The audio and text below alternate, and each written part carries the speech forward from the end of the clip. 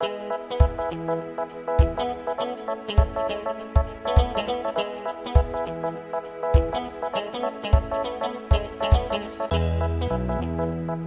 दोस्तों, हम आपके समक्ष प्रस्तुत हैं एक नए वीडियो के साथ। और आज का वीडियो बड़ा ही महत्वपूर्ण रहने वाला है, क्योंकि आज हम बात करेंगे आपसे उत्तर भारत में बदलते हुए रियल एस्टेट ट्रेंड्स की।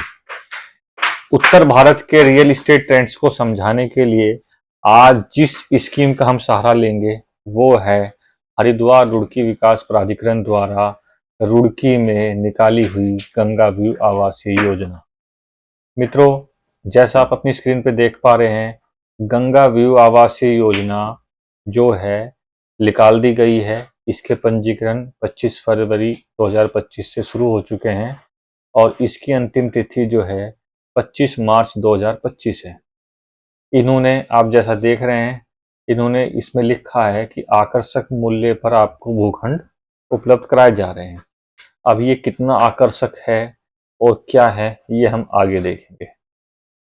तो मित्रों, समय व्यर्थ ना करते हुए मैं जल्दी से आपको उस पेज पे ले जाता हूँ जहाँ इन्होंने भूखंडों का विवरण और उसकी दरें दी हैं, ताकि आप जो हैं उत्तर भारत के बदलते हुए ट्रेंड्स को समझें। रियल एस्टेट में क्या ट्रेंड्स आ रहे हैं। तो मित्रों, अब हम आ गए हैं इस पेज पे। इस पे आप देख पा रहे हैं कि 100 मीटर तक के भूखंड, ये 100 मीटर ही हैं।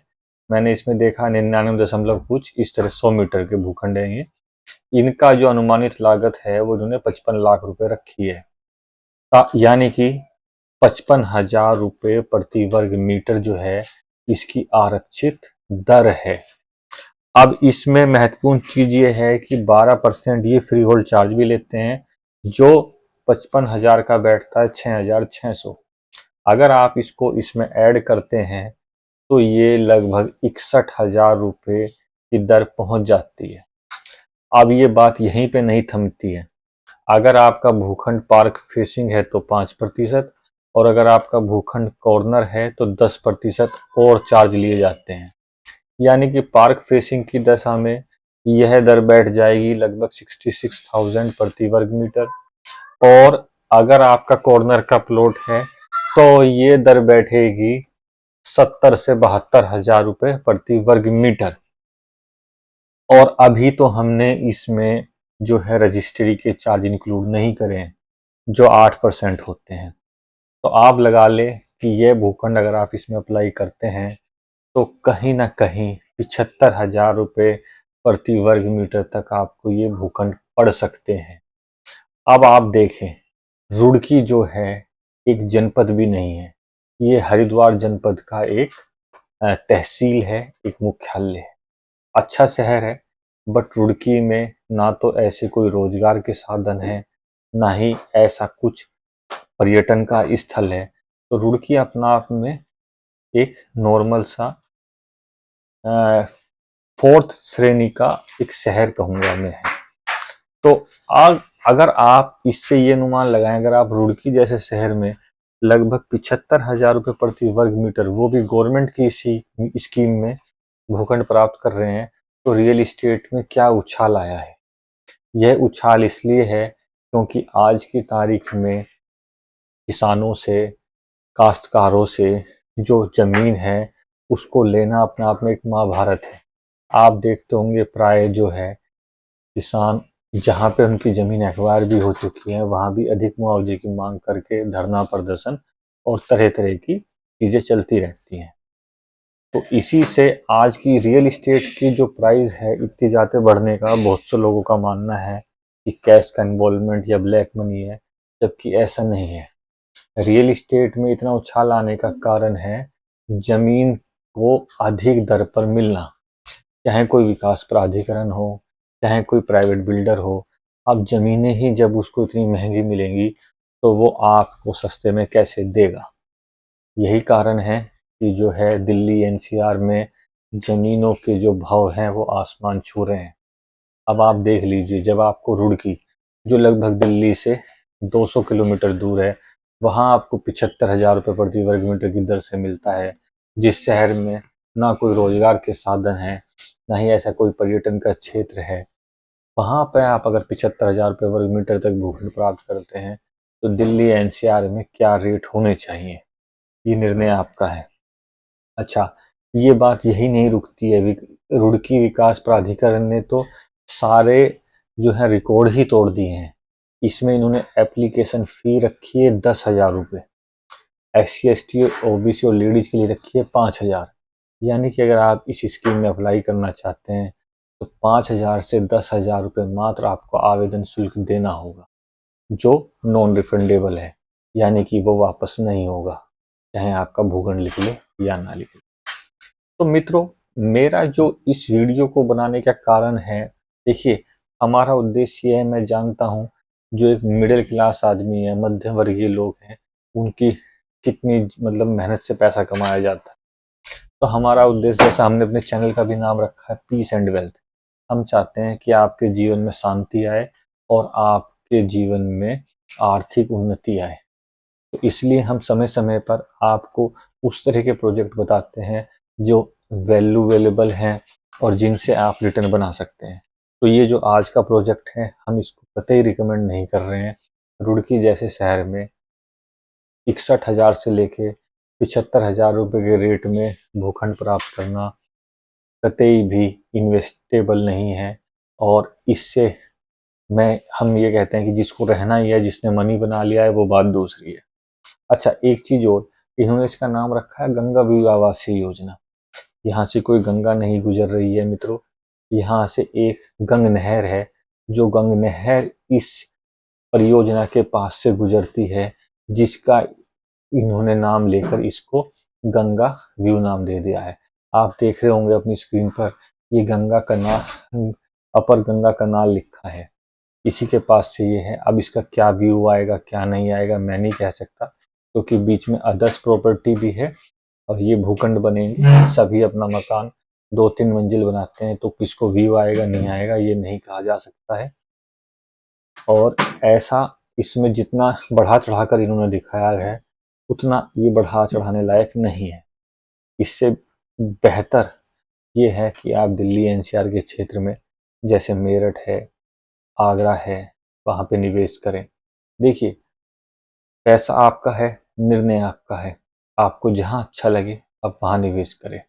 बट हम अपनी ड्यूटी समझते हैं कि जो भी ज्ञान, जो भी नॉलेज हमने पिछले काफ़ी वर्षों में एकत्रित की है रियल इस्टेट को गहराई से समझकर, ना केवल इंडिया बल्कि पूरी दुनिया, हमने आपको पहले भी बताया है कि कुछ चुनिंदा शहर होते हैं जहाँ सारा डेवलपमेंट आता है।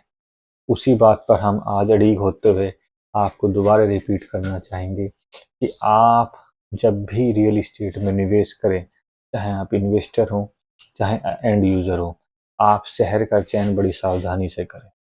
वो शहर ज़्यादा छोटा शहर नहीं होना चाहिए, वो शहर कम से कम टायर 2 या टायर 3 कैटेगरी का होना चाहिए। 4 कैटेगरी में आप बिल्कुल ना जाएं।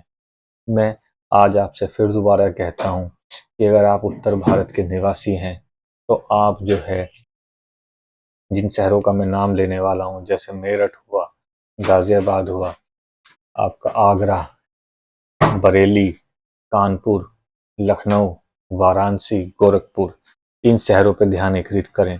अगर आप हरियाणा की तरफ निवेश करना चाहते हैं, सोनीपत, पानीपत, गुड़गांव, फरीदाबाद, इन शहरों को देख सकते हैं।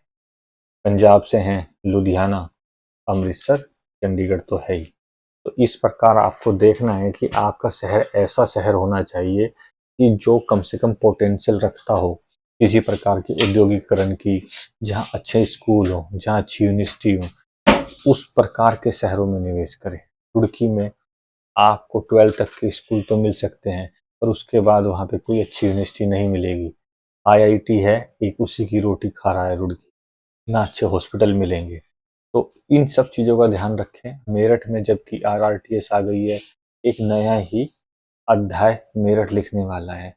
तो जो भी लोग निवेश के इच्छुक हैं वो देखें।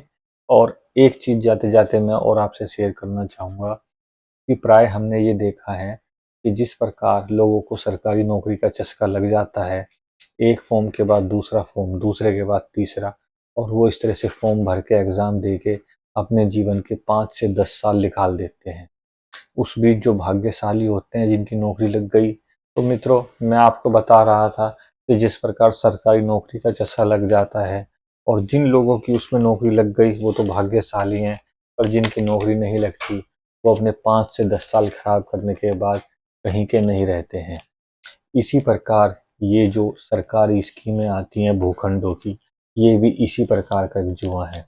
आपने प्राय देखा होगा कि बहुत से लोग हैं यमुना एक्सप्रेसवे में एक स्कीम के बाद दूसरी स्कीम, दूसरी के बाद तीसरी लगाए जा रहे हैं, लगाए जा रहे हैं, उनका नंबर नहीं आ रहा है। इस बीच जो रीसेल के रेट थे यमुना में ही वो कहाँ से कहाँ पहुंच गए। ये बात केवल यमुना के लिए नहीं, हर शहर के लिए सत्य है।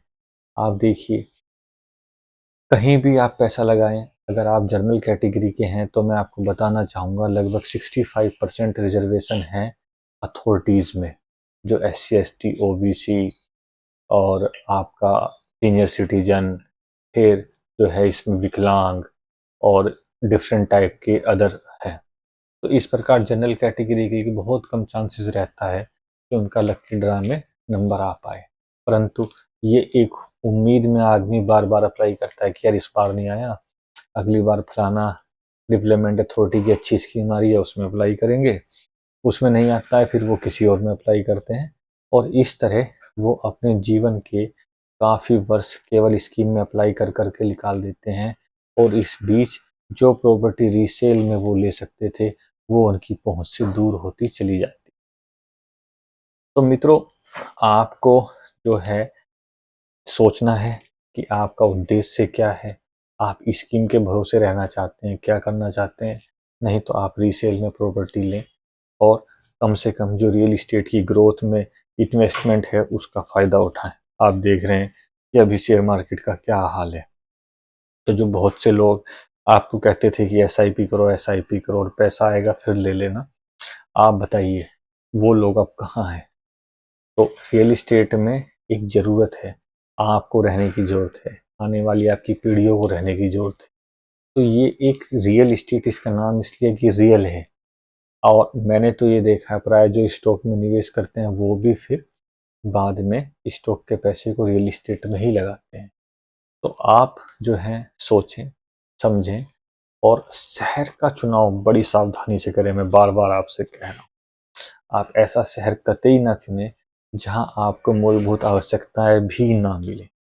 इंडिया में आज भी आप देखते होंगे, अगर मैं वेस्ट यूपी की बात करूं तो वेस्ट यूपी में अगर कहीं भी कोई प्रॉब्लम होती है मेडिकली, तो लोग आप जो हैं या तो दिल्ली की तरफ भागते हैं या मेरठ की तरफ। ठीक है, इसी प्रकार एजुकेशन, जब हायर एजुकेशन की बात आती है लोग बाग या तो दिल्ली की तरफ पढ़ने के लिए जाते हैं या मेरठ। तो आप बताइए फिर ऐसे शहरों में निवेश क्यों कर रहे हैं जहां ना आपके बच्चे पढ़ सकते हैं, ना जहां आपको मेडिकल सुविधाएं मिल सकती हैं। तो ये चीज़ें देखें। ठीक है, अपने इन्वेस्टमेंट को डाइवर्सिफाई करें और जी ग्रोथ पे जाएं और अच्छा निवेश लें, अच्छा फ़ायदा उठाएं। जो मेरा आपकी वीडियो बनाने का पर्पज़ था कि नॉर्थ इंडिया के ट्रेंड्स, मैं इस वीडियो से आपके माध्यम से ये बताना चाह रहा था कि जब 75,000 रुपये प्रति वर्ग मीटर के रेट लगभग रुड़की में पहुंच चुके हैं, तो आप दिल्ली NCR, मेरठ, आगरा, बरेली जो अपना आप में एक सेंटर है, वहाँ के रेटों में आप क्या देखते हैं, वहाँ के रेट क्या होने चाहिए? निर्णय आपका है, पैसा आपका है। ठीक है, पर एक बात आप मान के चलें कि आने वाले टाइम में प्राधिकरण जो भी स्कीमें निकालेंगे, जिन जिन स्कीमों के लिए आज की तारीख में अधिग्रहण हो रहा है और वो शहर अपने आप में एक इंडस्ट्रियल या एक हब है इकोनॉमिक गतिविधियों का, उन शहरों में आप 50,000 रुपये प्रति वर्ग मीटर की दर को भी नॉर्मल माने, और ये उन इलाकों में दरें आएंगी जहां भी डेवलपमेंट में कम से कम 10 साल लगेंगे। आप देख लें, इसलिए आज की तारीख में कुछ अच्छी डीलें आपको मिल सकती हैं, उन डीलों का फ़ायदा उठाएं और अपने इन्वेस्टमेंट को एक ग्रोथ का मौका दें। मैंने आपसे पहले भी कहा है कि जहां हम लाखों रुपए लगा रहे हैं वहां हम कुछ सौ या कुछ हजार रुपए का लालच ना करें। किसी अच्छे कंसल्टेंट से आप सलाह लें, उसके बाद अपने निवेश को लगाएं। वो कंसल्टेंट आप देख लें आपको हमारी बातें पसंद आती हैं, आप हमसे सलाह ले सकते हैं। नहीं आती हैं, आप बेशक किसी और को लें, पर अपनी मेहनत की कमाई को इस तरह से लगाने से पहले 10 बार ज़रूर सोचें। तो आज के लिए मित्रों इतना ही। डिस्क्रिप्शन में हमारे व्हाट्सएप ग्रुप का लिंक है, आप उससे जुड़ सकते हैं। और अगर आज की वीडियो आपको पसंद आई है तो हमारे चैनल को प्लीज़ लाइक, शेयर और सब्सक्राइब करें। जय हिंद, जय भारत।